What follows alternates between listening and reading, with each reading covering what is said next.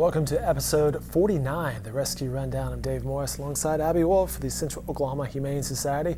Morning, Abby. Good morning. Well, thanks as always for stopping by. Thank you for having us. One of the reporters in the newsroom, Silas Allen, just tweeted Puppy Day in the newsroom is always the best day of the week. And yes, you have brought in an adorable puppy this week. One of the best days of our week as well. And I am telling you, I'm having a hard time not speaking in a baby voice this morning. Because it's like you want to shift gears and just change the tone of your voice when you see Ladybird. Yes, Ladybird. How cute is she? Is so cute. And she's one of 3 very cute puppies in her litter.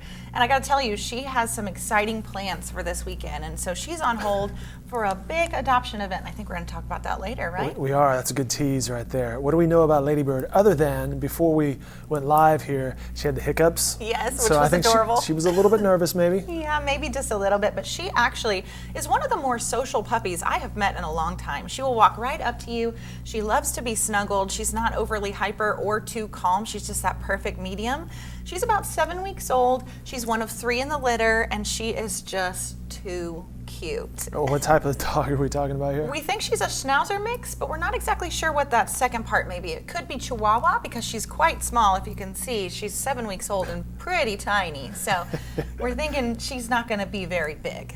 Very, very nice, very nice. And we'll tease ahead to that adoption, which is coming up this weekend when you can have a chance to take a Ladybird home or perhaps one of the siblings. Yes.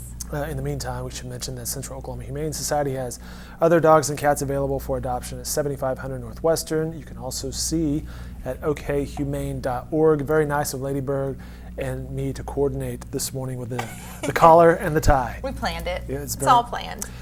This week on the Rescue Rundown, it's a topic that's very passionate to Miss Abby Wolf here, and that is dog parks and dog park safety. Yes, absolutely. So I know 2 of my dogs love the dog park, but one of my dogs is just not suited for the dog park, and we can talk about that why later, but we have so many great tips and just tricks that you can do to keep your dog safe, but then also just have a really great time at the adoption center, or at the dog park.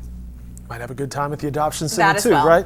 You know, one thing we should say, dog parks are a great idea, especially for a supervised outing for exercise and for camaraderie for the dogs. Yeah, you know, mild socialization, there's nothing wrong with starting at the dog park, but then also exercise. We all know our pets behave a little bit better whenever they are nice and tired. So great tools for that. You're looking at some clips of a couple dog parks we've shot over the past few months. Look at those dogs having a good time. Happy. Let's get to the tips though. You recommend your dogs being fully vaccinated. This is probably the most important tip we're going to talk about today.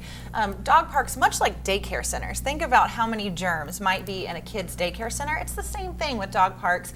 Multiple dogs bring multiple germs, and it's just best to be fully vaccinated. That means puppies need to go through 3 rounds of vaccinations to be fully vaccinated, and then they need to wait an additional 2 weeks for that to really work.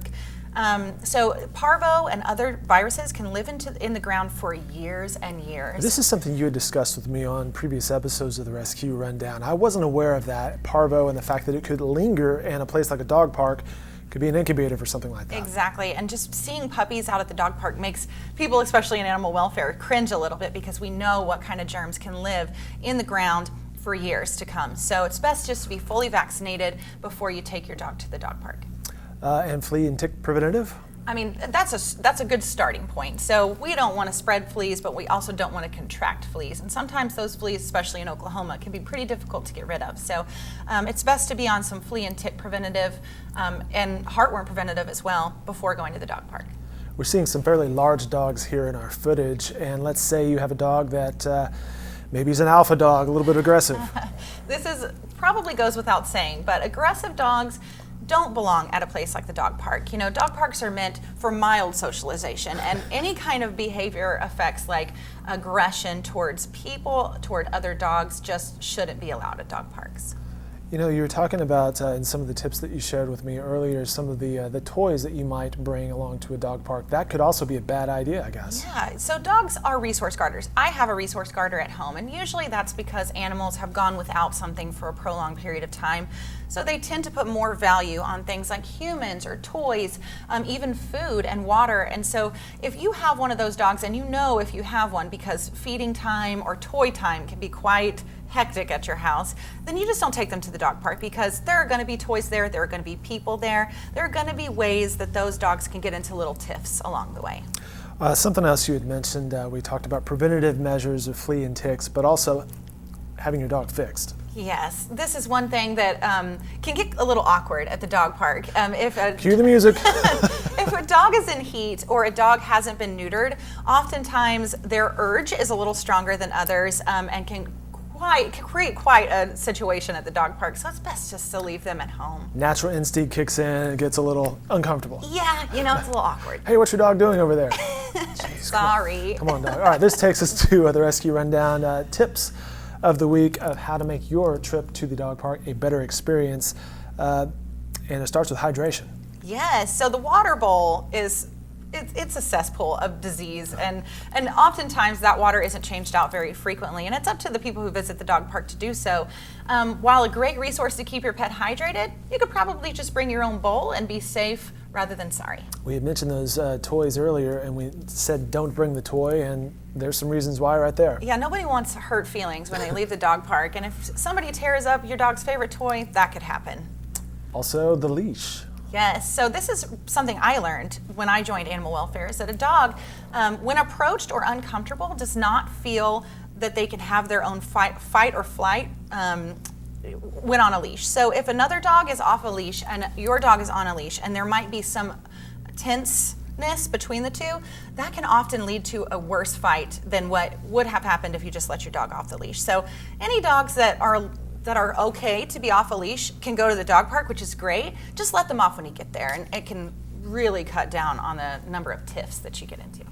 Fantastic information as we learn every week here on the Rescue Rundown from Abby Wolf of the Central Oklahoma Humane Society. All right, 2 pieces of housekeeping. We teased some things coming up this weekend. You have a couple adoption events. Yes. And if I had the monster truck voice, I would say Sunday, Sunday, Sunday. It's actually Saturday and Sunday. Saturday and Sunday all day. At the fairgrounds, we're going to be out there. We're joining our friends at Animal Welfare for a mega adoption multi-agency event. So that means there are going to be hundreds of pets Just out like there. Lady Bird. Just like Lady Bird and her siblings. They're going to be out there looking for homes, but this is such a great opportunity. If you don't know what you're looking for, this is like a one-stop shop for pet adoptions, because all the rescues, a lot of rescues are going to be out there, as well as the shelter and us as well. So we are going to bring lots of pets, and so many other people will as well. So stop by. It'll be a good time. It'll be this weekend at the fairgrounds. The time Saturday 9 a.m. to 9 p.m., Sunday 10 a.m. to 6 p.m. And again, more information at okhumane.org. And we should say congratulations, the Oklahoma Gazette, Best of OKC. You won 2 awards. Yes, what a great night last night. We were honored to receive the Best Nonprofit category for 4 years in a row, Very which nice. is really wonderful. Just dominating. Yeah, and it really speaks to our staff and how hardworking, and our donors and our volunteers. We also got Best Place to Volunteer, which is a huge honor for us, because we're always working hard to include the community in our mission, and it's just icing on the cake next to licks and snuggles and everything else we get on a daily basis. Well said. She's Abby Wolf of the Central Oklahoma Humane Society. This has been the Rescue Rundown, episode 49. We're actually not going to tape next week. And episode 50 will happen the first week of September, which I believe coincides with our 1-year anniversary of this show. Happy anniversary, Dave. Happy anniversary in advance, and thanks so much, as always, for stopping in and participating. Thank you for having us.